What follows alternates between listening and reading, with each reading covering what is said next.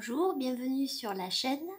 Eh bien aujourd'hui je voulais faire plaisir à une abonnée et donc je vais continuer d'expliquer un petit peu les arcanes majeurs, la suite des arcanes majeurs du Ghost Spirit Tarot de Lisa Hunt. Voilà, j'avais fait la première partie qui est sur ma chaîne. Donc voilà, pour faire cette description, je vais me baser sur ce que je ressens, mais aussi sur le livret de l'artiste Lisa Hunt. Voilà, donc on va continuer avec l'arcane numéro 13, la mort.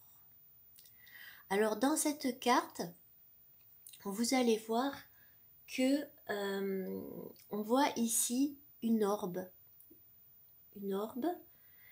qui va symboliser pour l'artiste le temps sacré.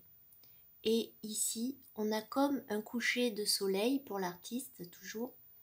Du coup, au sens divinatoire, on va y voir une mort, mais une mort qui n'est pas une fin, une mort qui est un transfert en fait d'énergie, le passage d'un état à un autre, et qui va donc symboliser ici la transformation, la fin et la transformation de quelque chose. Vous pouvez voir aussi des visages ici dans la carte. Voilà, avec des tons bleus et des tons verts. Donc là, c'était pour l'arcane de la mort. Nous allons passer à la tempérance. Alors, dans la carte de la tempérance, on a quelque chose déjà qui est aquatique. Et en la présence de l'eau, on a cette présence de l'eau. Et là, ça nous parle de Swan Maiden, c'est-à-dire ce sont des femmes cygnes. La légende raconte, il y en a beaucoup, il y en a plusieurs par rapport à cette femme cygne. Et en fait, les hommes, on dit que les hommes, comme ils aimaient ces femmes, ils leur enlevaient les plumes pour qu'elles ne puissent plus se transformer à nouveau en cygne. Ce que l'on voit dans cette carte, c'est que cette jeune fille ici est à moitié dans l'eau et à moitié sur terre. Donc justement, cet équilibre à essayer de trouver un juste milieu.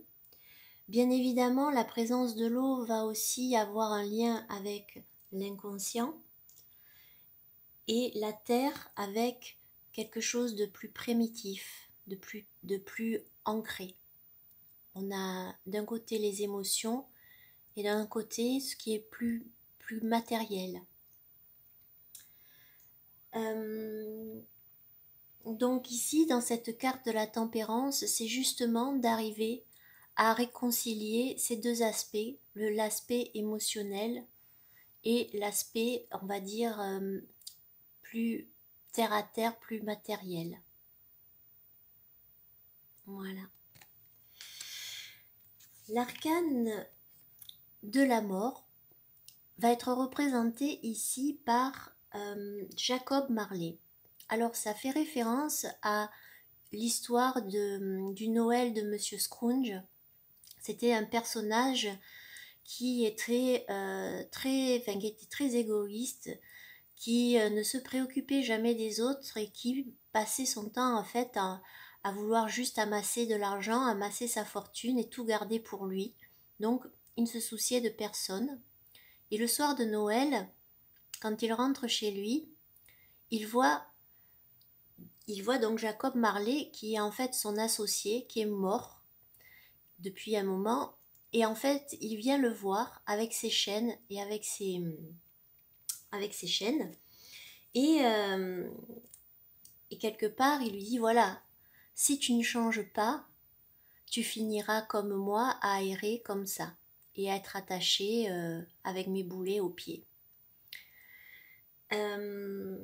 C'est un conte qui est très intéressant parce qu'il permet de voir qu'à travers ce conte, quand on s'attache trop, ce qui revient un petit peu à la carte du diable, quand on s'attache trop à certaines choses, même qu'on a certaines addictions,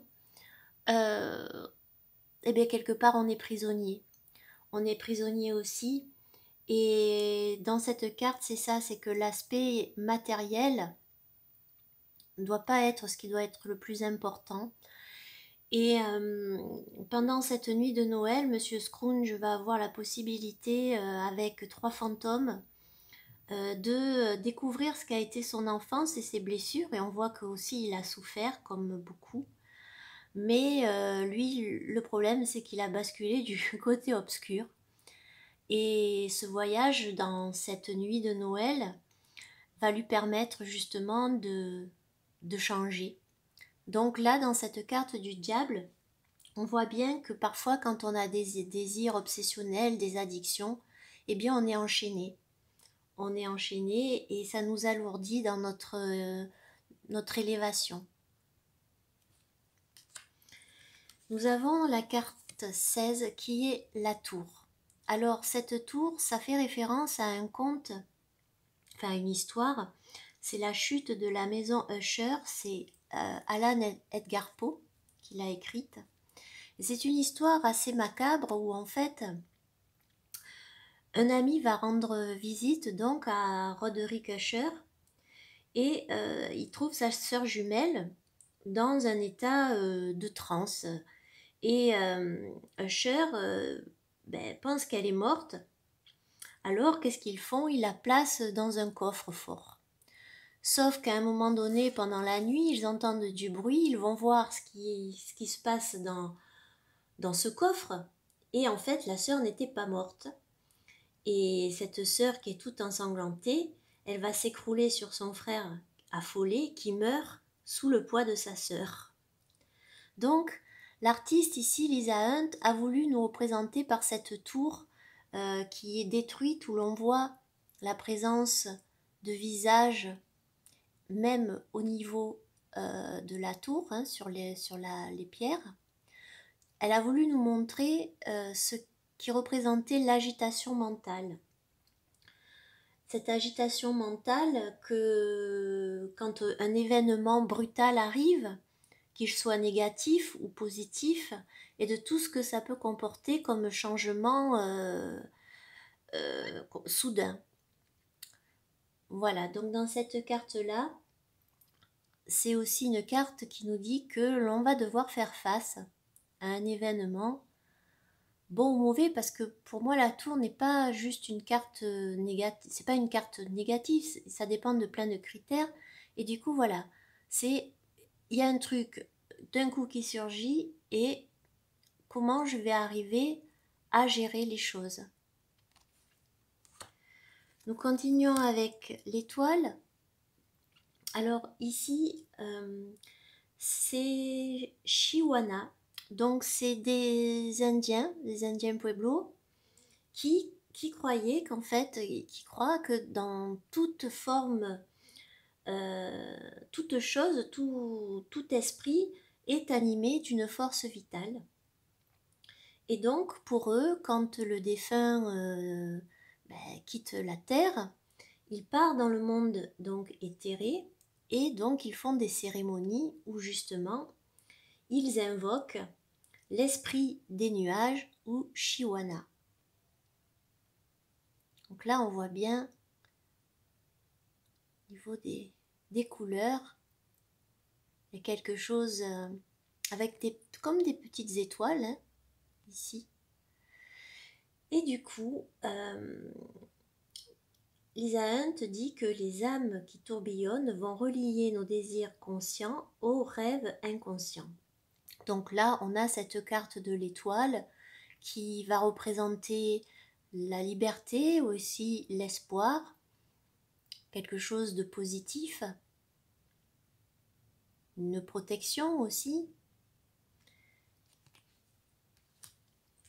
L'arcane de la lune, alors je ne sais pas si je le prononce bien, mais c'est le voyage d'Aenus aux enfers. C'est-à-dire que Aenus va chercher son père, qui est donc qui va chercher son père dans les enfers, et durant ce voyage, il est d'un côté rempli d'espoir de pouvoir le retrouver et d'un autre côté il voit un peu des visions horribles. Et si vous regardez bien, dans toute cette partie-là, on a des visages. Il y en a certains qui sont comme horrifiés, certains qui donnent l'impression de crier, puis il y en a d'autres qui ont un sourire, qui ont l'air plutôt détendus. Euh, et puis donc après, ce personnage va retrouver son père et qui va lui dire qui va lui révéler son destin, puisqu'il va être fondateur de Rome. Donc ici, Lisa Hunt nous dit que le souterrain va représenter tout ce qui est de l'ordre de l'inconscient et qui d'un côté va abriter nos rêves, donc avec ces visages, les visages qui ont l'air un peu plus souriants, et nos peurs aussi. Donc, au sens divinatoire, c'est que quelque part, on doit explorer les chemins de notre intuition et se confronter aussi à nos ombres. Voilà. Alors, le soleil, ça fait référence à un conte de Grateful Dead, c'est-à-dire c'est un héros qui est quelqu'un de bien, qui a bon cœur et qui va payer la dette d'un mort.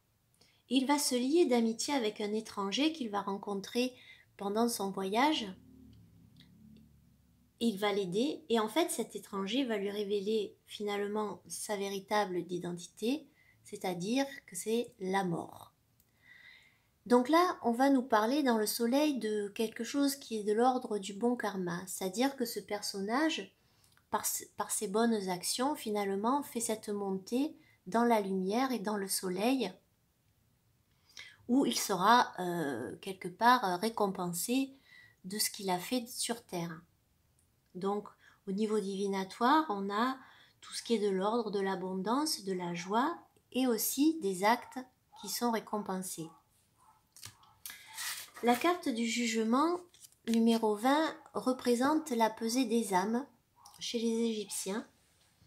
C'est-à-dire, c'est dans une salle donc des vérités où le personnage ici on va peser son âme, son cœur ici, pour voir si il est aussi léger que la plume. Si ce n'est pas le cas, son cœur sera dévoré et il ne pourra pas accéder au passage dans le monde dans l'au-delà, dans le monde des morts. Donc ici, dans le jugement, c'est, voilà, quelque part, on récolte un peu ce qu'on sème. Il faut aussi accepter certaines vérités et aussi sonder un petit peu ce que l'on fait de bien et d'un peu moins bien et essayer de faire en tout cas au mieux. Voilà. Et pour terminer, donc, le monde. Alors ici nous avons une scène de la danse macabre, c'est-à-dire c'est une image, une allégorie de la mort. Les morts se réveillent dans tout cet enchevêtrement ici. Ils se réveillent et ils s'élèvent en fait à la lumière. Les oiseaux que l'on voit tout en haut vont représenter le vol de l'esprit vers des plans supérieurs qui va où on voit en fait dans cette carte qu'il y a un renouveau pour collectif en fait de toutes ces âmes qui sont là. Voilà, on sort de terre. Donc au niveau divinatoire, on a parcouru les 21 arcanes du tarot, 22 si on compte le fou. On a parcouru toutes ces arcanes majeures et on est arrivé à percevoir en fait les nombreuses facettes à travers de notre personnalité, à travers des épreuves, à travers des joies, à travers des difficultés, mais aussi à travers des concrétisations. Et cette carte nous montre que voilà, on arrive à un moment où on a une conscience de soi qui est du coup beaucoup plus percutante et que des nouvelles opportunités et que la liberté en fait nous accompagne. Donc c'est une carte très positive qui nous montre on a terminé un cycle en apothéose. Et ben voilà, j'espère que ça vous aura plu.